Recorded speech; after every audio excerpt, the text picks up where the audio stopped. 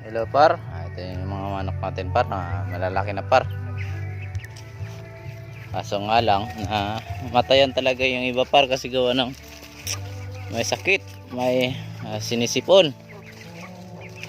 Ano kaya ang mga epektibo par na kontra sa sipon par, yung mga ano kailangan natin gawin par. Please comment down below par para malaman natin par kung ano ang mga kailangan natin gawin para maiwasan yung mga ibang namatay par na sinisipon. Ito par, dagdagan na natin tubig par kasi gawa ng wala ng tubig par.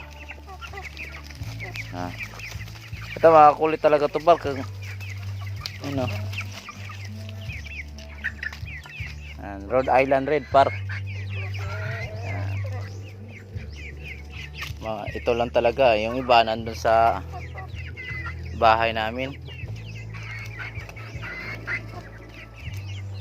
Kunting tiis na lang par, maka-ano na rin tayo nito, makatikim rin tayo ng itlog.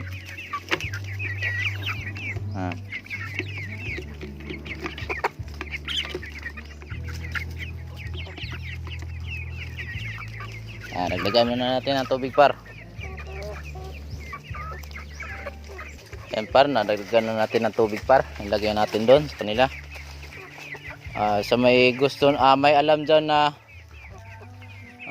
kontra doon sa mga sipon par. Yan ang kadalasan talaga yung sakit ng manok par. Baka may alam kayo dyan na ano, baka pwedeng i-share naman sa akin kung ano mga dapat gawin par. Yan, please comment below par para maalam ko rin yung mga technique. Alam kong may mga kalaman kayo dyan na kayo rin nakakalam, pwede rin i-share dito par para alam din namin. Ayan mga ka-farmer, backyard chicken, backyard par. Madami talaga to sila par, kaso nga lang namatay nga. Ito par, bali sinubukan ko talaga yung ibang technique par dito sa alaga ko, kaso nga lang hindi talaga maiwasan talagang mamatay par. Bali ito na lang talaga naiwan dito par.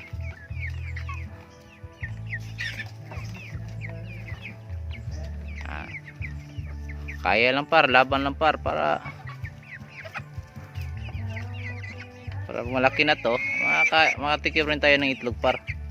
Bali pala ito par, mangitlog lang sila par.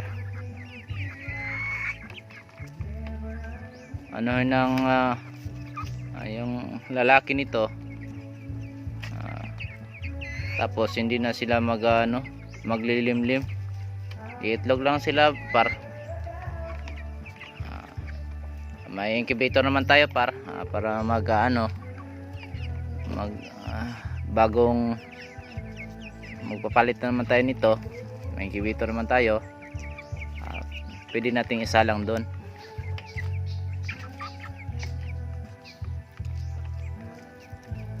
Kung may nagbabalak kayo na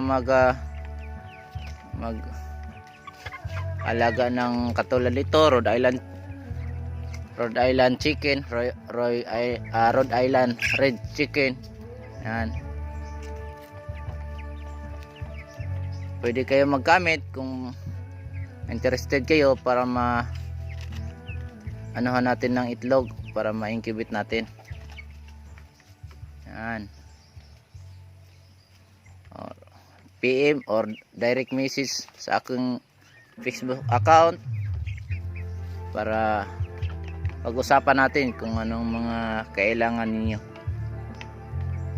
Yan, tingin nyo mga ka-farmer, and I hope na bigyan mo rin ako ng tips, bigyan nyo na rin ako ng tips kung paano mga gagawin kung yung may sakit na manok. Yan, maraming salamat mga farmer. God bless sa inyong lahat at magandang tanghali.